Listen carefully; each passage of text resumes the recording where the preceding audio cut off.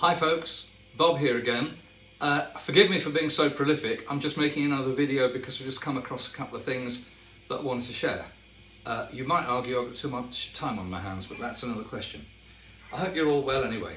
This is really going to be a video of contrast because it's actually two-ended. It's acoustic and electric, hopefully fairly quick. First off, I got delivery of this earlier in the week. It's the latest book on my hero, Nick Drake. Some would say that he's got now too much attention, and I think this is the 6th or 7th book that's been written about him, and they're all pretty geeky, but if you come from as far back as I do, and he was really quite an important figure, even if he wasn't successful back in the day. He's just become more and more successful ever since. I know my good friend Connor Selby, who's out playing at the moment, doing some really great sets. He did the Half Moon in Putney the other day, it was terrific. I know he's a great fan. Actually, he wowed me because, I mean, he's only 23 and I met him like 3 years ago, and he could already play most of the Nick Drake songs in the weird tunings he used. I was amazed to see somebody that young even interested.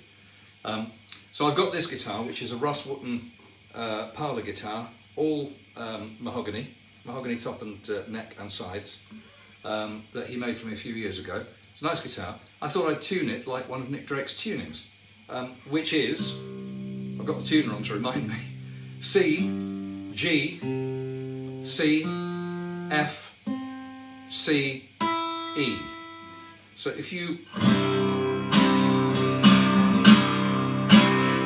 get that wonderful ringing, open type tuning modal thing, it's great. Of course it screws you up because all your bullshit runs are screwed up because you can't play them. But you can get that Nick Drake sound. This is a bit bright for Nick Drake, this guitar, but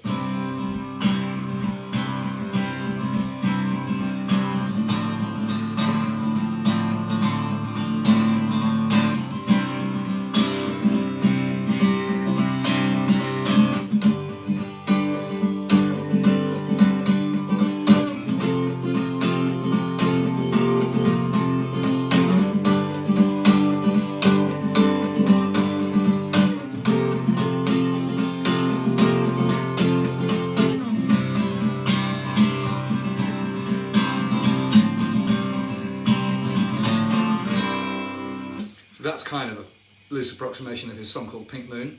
He used this tuning quite a lot. He used it in a song called Which Will, which is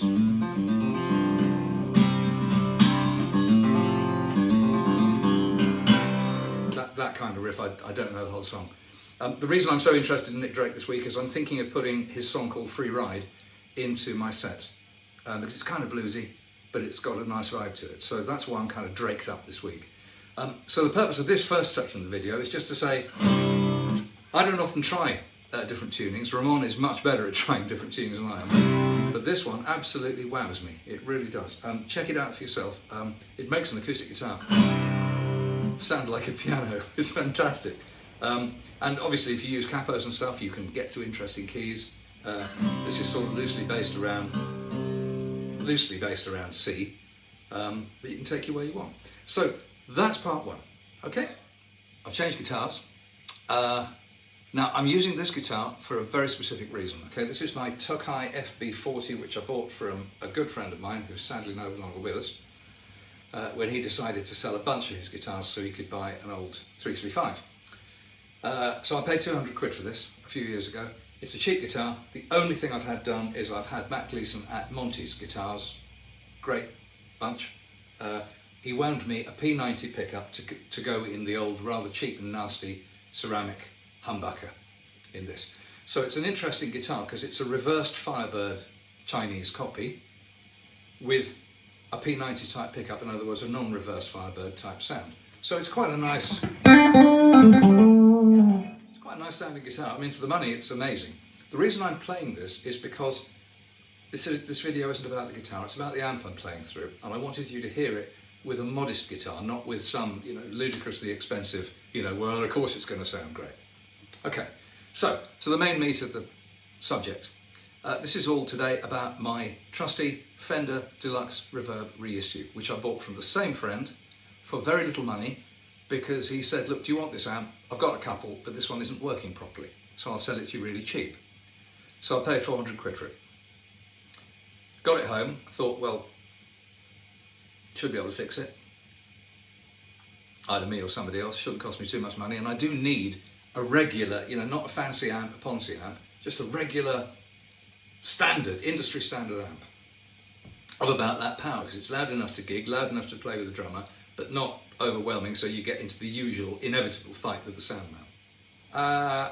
It's stock, unmodified. The only thing that was wrong with it is the tremolo wasn't working, and the reason the tremolo wasn't working is because one of the contacts in the jack plug for the remote control foot switch had come adrift.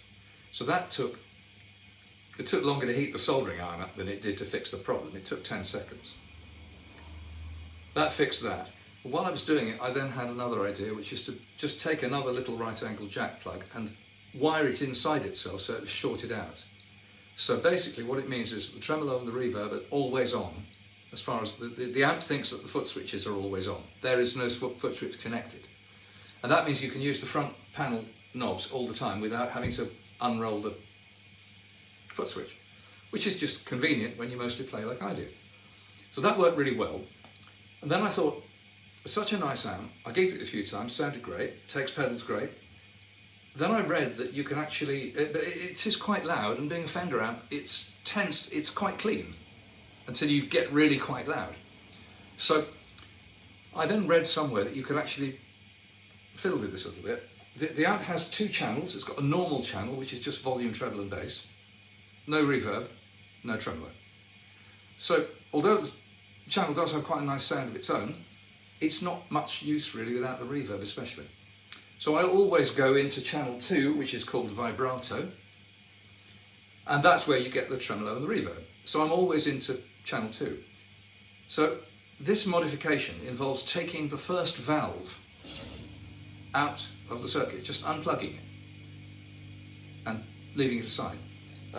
As you look at the back of an amp, so the back of the amp's facing you, that is the far right hand side valve. And all you do, obviously, leave the amp to cool down so you don't burn your fingers, just gently wiggle the valve out like a light bulb, take it out, that's the modification. You've finished. And what it does is, because that valve and the next valve, which is the input gain for the vibrato channel, they share the same voltage supply. So what this does is it tricks the voltage splitter that supplies both of the tubes into supplying valve 2, the one that's still in there, with a bit more power. And that gives it a little more gain. So you get a slightly earlier breakup on the amp. It's still loud, but you bring the breakup point forward. It's really good, and it's completely reversible. It's so simple, anybody can do it. If you can remove a light bulb, you can remove a tube. It's as easy as that. No harm to the amp. Right, then later, much later, I was reading about this again, and lo and behold, there's another mod that's equally simple.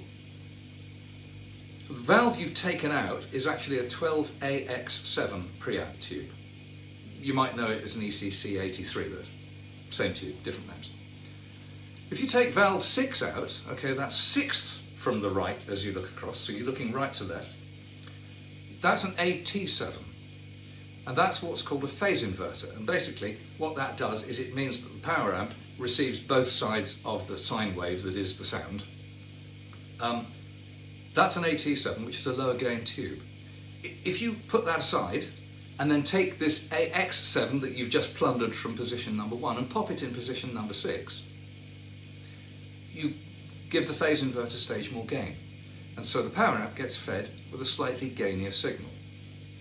So you've got two mods in the amp, one removing valve number 1 and number 2 substituting that removed valve into position number 6.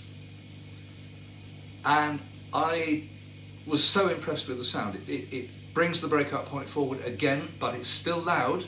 It's a giggable volume. It's not, not one for the neighbours, but it brings it forward into a really useful zone. And it sounds terrific. So I've actually recorded just a little bullshit blues over a backing track to show you what the sounds are like recorded through a microphone. I'm really impressed with it.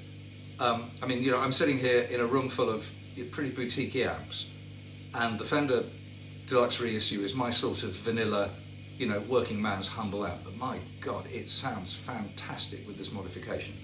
It seems to give both the treble and the bass controls seem to become slightly more effective in terms of warming it up at the bottom and just taking the rasp off the top and so on. And frankly, I can't wait now to gig this amp. I haven't gigged the amp for yonks because I've got lots of other nice amps. I can't wait to gig it because I just know it's going to sound really sweet for kind of bluesy, rocky stuff. It's going to be fantastic. And you know, nobody's going to have a go at you if you turn up at some club somewhere with a Ponce amp. You know, it's just a Fender and a really good amp. So I'm going to play this video now as a way of playing out this very short video and see what you think. Love to hear your comments. And all due apologies to Ramon, who's absent again, but I know that he's posting yet another of our vintage guitar show clips imminently, so you may get a bit of a deluge of posts from Bob and Ramon. Sorry about that. I might shut up for a while now, but I hope you enjoy this. Cheers for now. Bye.